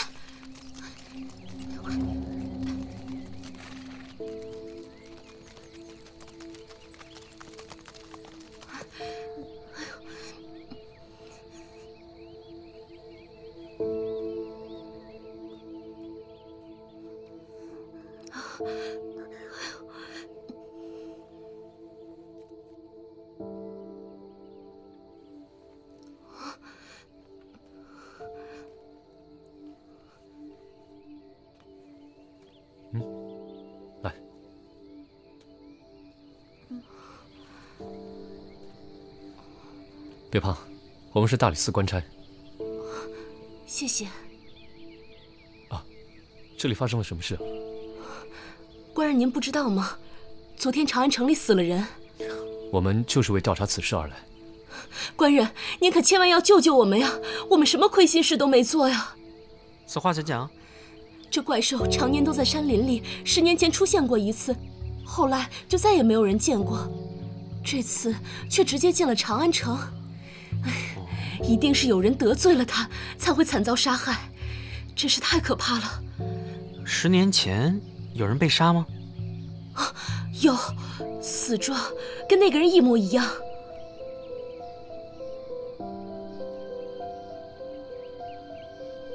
那这怪兽到底是什么？具体是什么我也不知道啊，只听过一些传闻。传闻说是只黑豹，可是我听说所有见过它的人全都死了。这都是没有根据的胡说。长安城里怎么可能会有黑豹？小朋友，来。谢谢啊，谢谢，谢谢。来，走了，走。要我说，一定就是山上的野兽下来捕猎，刚好遇到了县城的猎物。野兽可以是山里来的，但它不一定是自己来，而是有人带过来的。你怎么知道？有现成的掩人耳目的先例，干嘛不直接利用？回家。什么？哎，还没进村呢就回家？这里已经问到了有效的线索，再待下去只会混淆视听。走吧。走吧。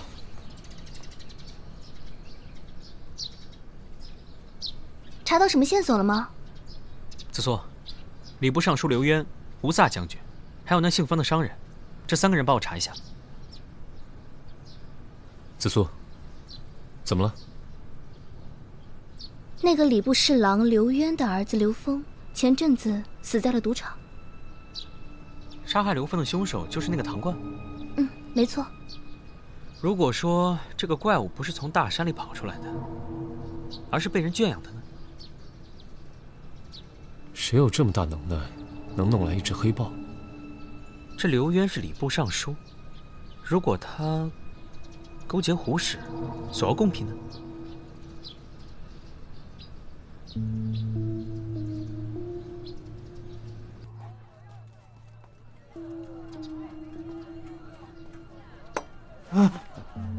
大理寺查案，我问你啊，这2天有没有什么大型的马车经过？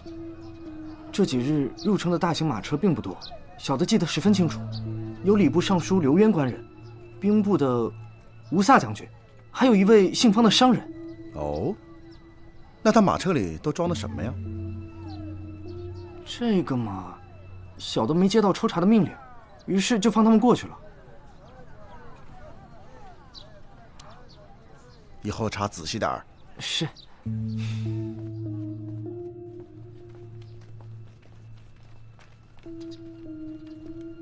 对不起啊，2位，我家主人染了风寒，如果没有提前预约的话，恐怕今天不能会面。你就说大理寺李治有事要找他，耽误不了多久。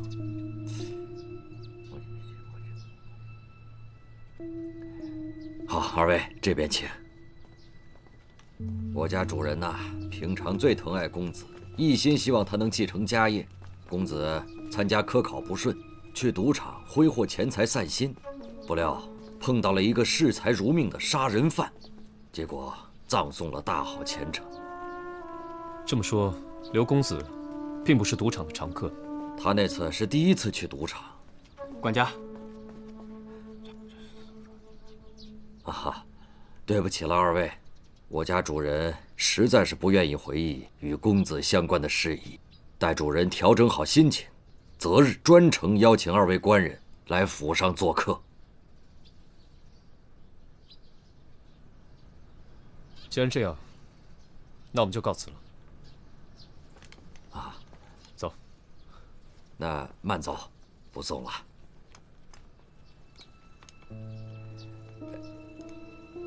请。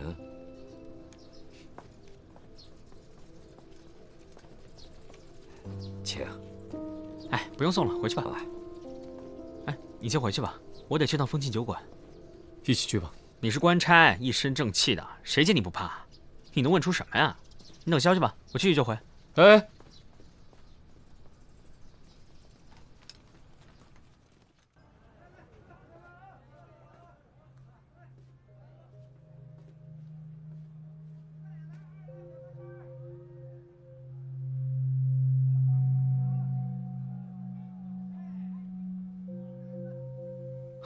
老板，来一坛黄酒。哎，来了来了。哎呀，最近人都不多啊。自打出了那个事儿，好多人都不敢来了。我听说当时跟唐官一起喝酒的那2个人，现在也没消息了。其实啊，就是为了自保。怎么讲？我看小哥你不是官府的人，我就跟你说说。啊，那2个人呢，是唐官的结拜兄弟，都是岭南人，经常照顾我的生意。这唐官出逃以后啊，就是他们俩暗地里接济他。要说有人找唐官复仇的话，这2个人肯定会被牵连进去。那这2个人也挺可怜的啊。是啊，其中有一个还开着烧饼店呢。这不，最近呢都不敢营业了。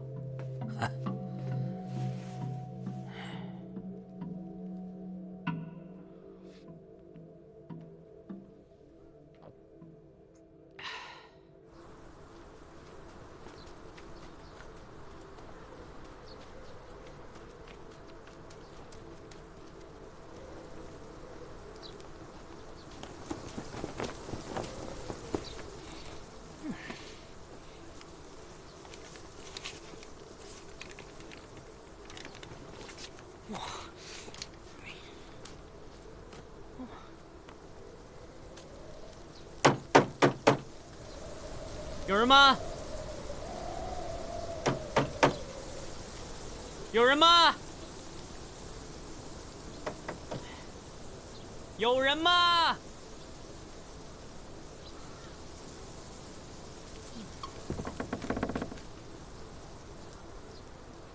哎，你是谁啊？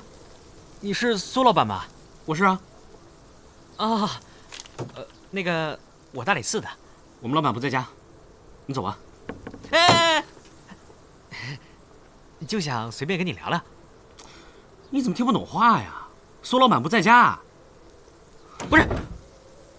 哎，那你能不能跟我说一下城里的地址啊？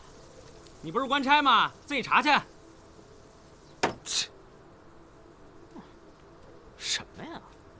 什么态度？啊啊！等啊啊啊！倒霉死了！哼！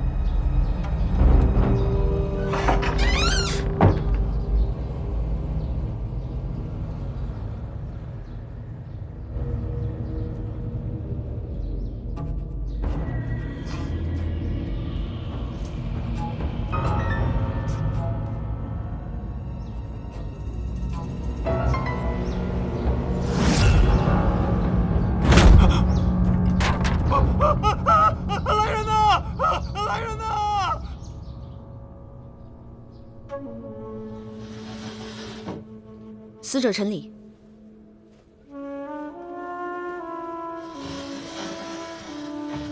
这是之前的死者唐冠，可以确认这两个人的伤口几乎完全一致。两起案子的现场情形也基本相同，应该是同一凶手所为。这应该是连环杀人案。听说昨晚平康坊也死了一个人。对，已经确认是自杀。和这两个人会不会有什么关系啊？当然有关系。我来的路上去了趟平康坊。去那干嘛？我在樊社听说平康坊刚刚有个姑娘上吊了。我查到这死者陈礼和上吊的雪儿姑娘是相好，而且刘尚书的堂弟也想把这雪儿姑娘娶回家里做妾。刘尚书，礼部尚书刘渊，正是。而且这刘尚书的堂弟刘波，他一直住在刘府里。走。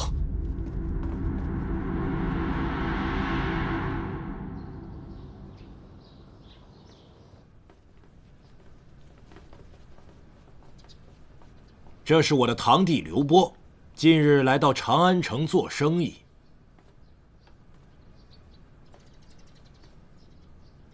哎，刘尚书，您的这位堂弟，我怎么看着有些眼熟？或许是因为我们兄弟之间有些相像罢了。哎，不，我总觉得在别的地方见过。你是不是去过平康坊？是去过。雪儿姑娘的死，你可知道啊？有耳闻。别装了，想要为雪儿赎身，纳她为妾的人，就是你吧？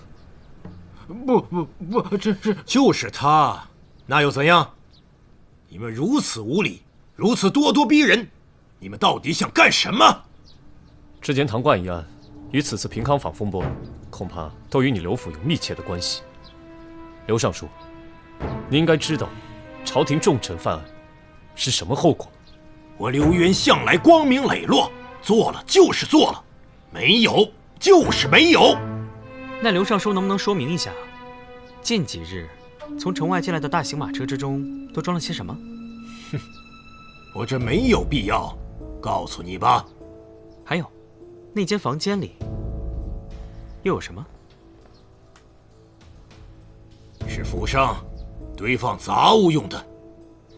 哦，那全府上下只有那个房间上了锁，难道是怕什么东西跑出来？一派胡言！老大，确实在上锁的房间发现了豹子，但不是黑色的，跟他一样是个病号。哎，不对呀，你这看着身子骨挺硬朗的呀。你是什么人，竟敢私闯我的府邸？什么人？这还不够明显吗？刘尚书，证据确凿，你还有什么要说的？李少卿，您误会了。主人，事已至此，也别再瞒着了。我家主人风寒缠身，终日被病痛所折磨。偶然间听高人说，爆骨入药可以治疗筋骨疼痛、风寒湿痹，便利用职务之便所得病报一支，圈养在家中后院。这府上所有人都能作证，这病报从未走出刘府半步，更不用说杀人了。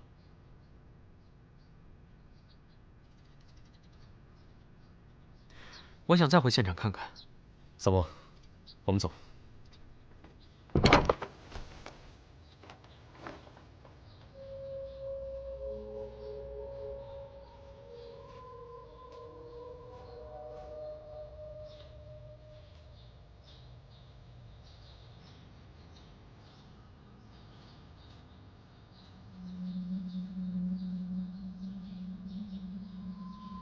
萨摩，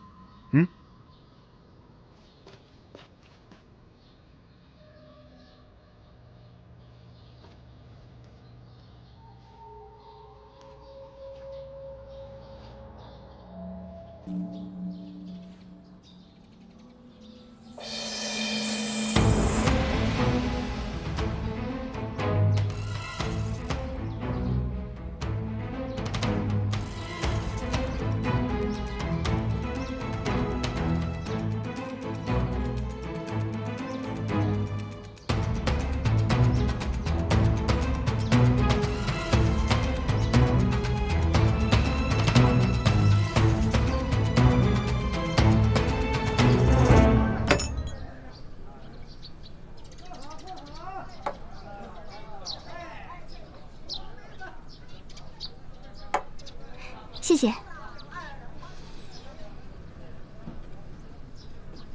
四娘，你听说过会变成黑豹的猫吗？哼，怎么会有这种东西？你们大理寺很奇怪。什么态度？也许我们一开始就想错了。你有眉目了？还没有。那就更想不通了。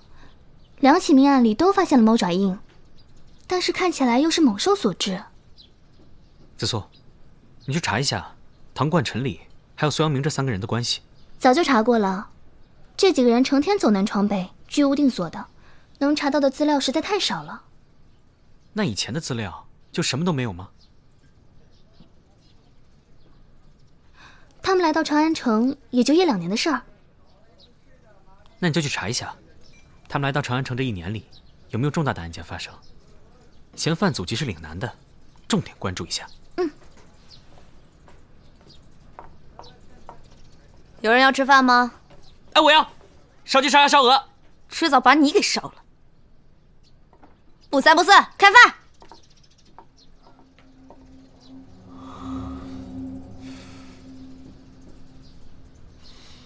你怎么了？不是，三炮怎么没来？我让他悄悄溜到刘家，看看有什么线索。不对，刘尚书应该跟此案无关。过来。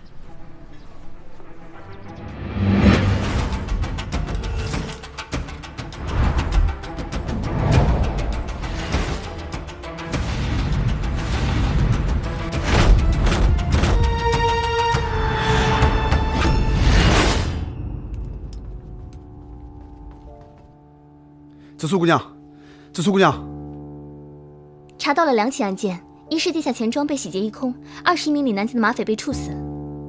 马匪？什么来头？当时有一个马匪集团，经常在官道上流动作案。那个官道在哪里啊？就在城南，通往山区的那边。哦，走。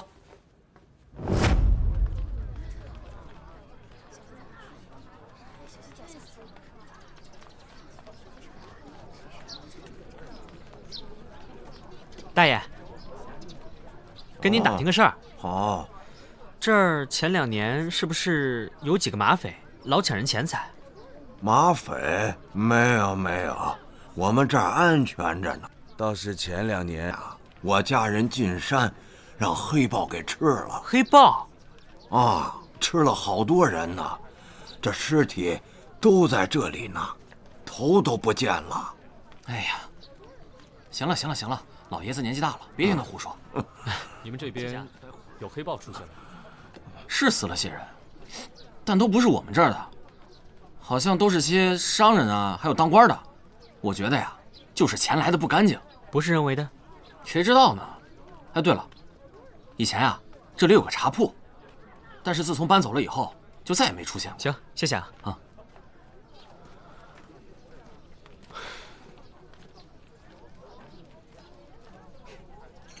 我知道怎么回事了。怎么办？我需要你们的帮忙。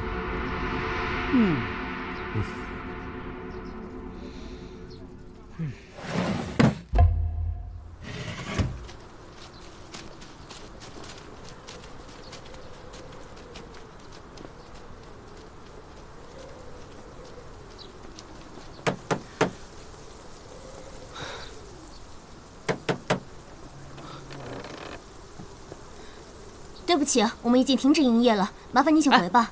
那个，我是来找苏老板的，我之前来找过他，你告诉他不用害怕，我们已经找到杀害唐冠和陈礼的凶手了。请进来说话吧。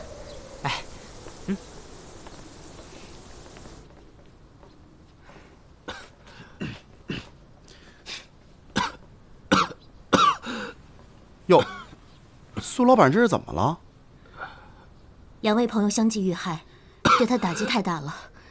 他觉得没有保护好他们，尤其是我哥哥陈礼。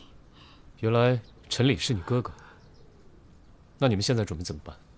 长安城里痛苦的回忆已经太多了，想回老家重新再开店。云溪，快给客人们倒茶。哎，好。三位官人，坐吧。我刚听说，凶手找到了。是。凶手曾经将同样的杀人手法运用在官道抢劫钱财上，然后呢，再把受害者制造成被猛兽袭击了的样子。太可怕了。请喝茶吧。那凶手为什么要杀二哥跟三哥呢？啊，我先喝口茶再说吧。不过呢，我今天来找你，是希望你能给我们提供一些线索。我要能帮到什么，您尽管说。我和云溪一定倾尽全力的帮助破案。我先上个茅厕，回来再说。云溪，快给官人倒茶。哎，来，哎，喝茶。哎，谢谢啊。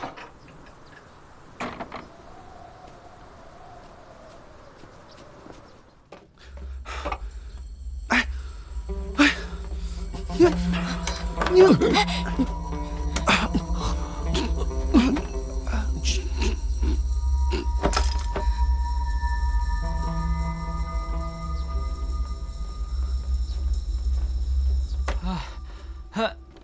哎呀，好，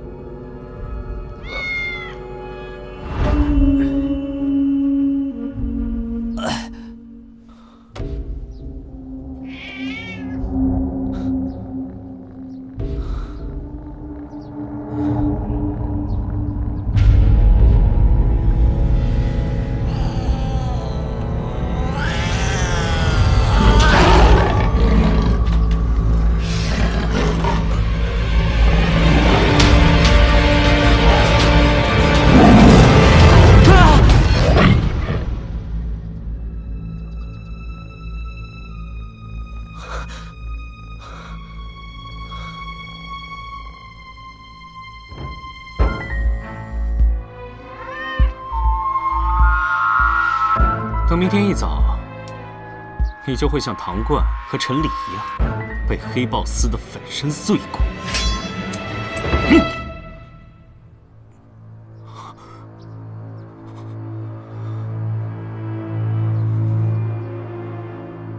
萨摩说的没错，真凶果然是你。不可能！我明明看你们几个都喝下去了。哼，江湖伎俩。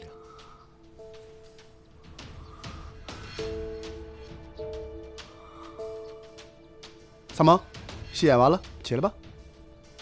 萨摩，起来了呀，起来啦！萨摩，明知有毒你还喝呀？萨摩，萨摩，快！萨摩，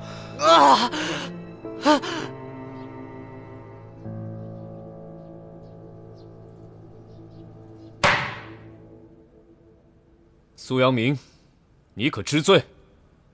我无罪，我做的都是理所应当之事。那就让萨摩一条条的来问你。喵。你和唐冠还有陈礼3个人，于2年前来到长安，跟着马匪做起了黑店生意。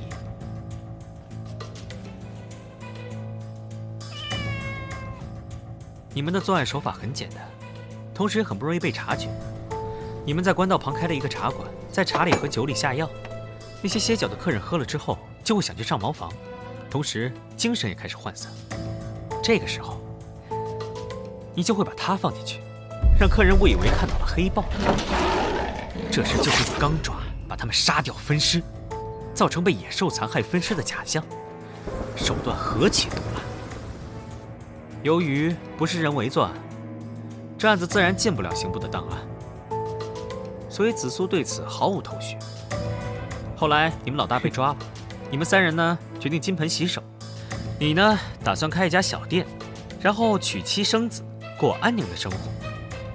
可是你这2个兄弟总是拖你的后腿，经常问你索要钱财。你想和云溪结婚，一方面呢你需要继续开店贴补家用，另一方面呢你还需要供养唐冠，以及向陈离准备所谓的彩礼。你终于不堪忍受这样的生活，于是你决定把2人杀人灭口，对吧？你是什么时候发现的？就在我第一次去你店里拜访你的时候。你的房门是虚掩着的，当时我就很纳闷，传闻唐冠是被仇家所杀，他出事后，你作为兄弟不藏不躲，不关房门，可见你根本就不怕有人来寻仇。其二，我自报家门，你却把官差挡在门外，这哪里是寻常百姓所为？我问你陈里的地址，你让我自己去查。此时你是怕引火烧身，才对陈里起了杀心吧？经过检验，这茶壶里面有致幻作用的迷药。他们本身就该死，因为他们没有权利阻止我过我想要的生活。那你有为云溪想过吗？你觉得你亲手杀了他的哥哥，你们还能若无其事的生活在一起吗？这是什么？你说话呀！这是什么？你拿他做了什么？你说话呀！你说话呀，阿明哥，你说话！别喝了！你别闹了！要是没你哥，怎么能变成现在这样吗？云溪，我做这一切都是为了你肚子里的孩子。放开我！我不希望咱们的孩子一生下来就被人瞧不起啊！可是他再怎么不对，他还是我哥呀！云溪，云溪，放开我！这是咱们辛辛苦苦挣的钱，干嘛让你哥拿去妓院花呀？他可以喜欢自己的姑娘，但是他不能花咱们的钱呢。他知道这是从自己亲妹妹身上剥削吗？那你也不能杀了他吧？你怎么能狠心做出这种事情？你怎么能这样？你怎么能这样？哥哥不见了之后，我隐约有感觉，但是我不敢想，阿明哥竟然敢做出这样的事情。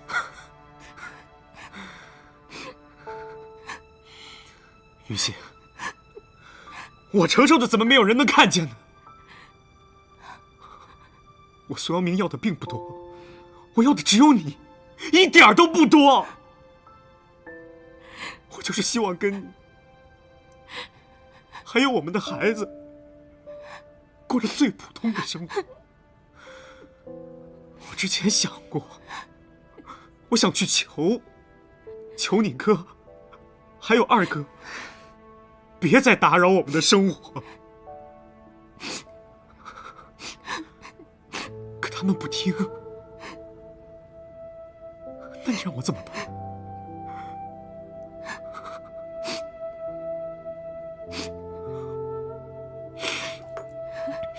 苏阳明，你可知罪？我没有罪，我自己做过的事，我从来都不后悔。来人，押下去，关进大牢，择日审判。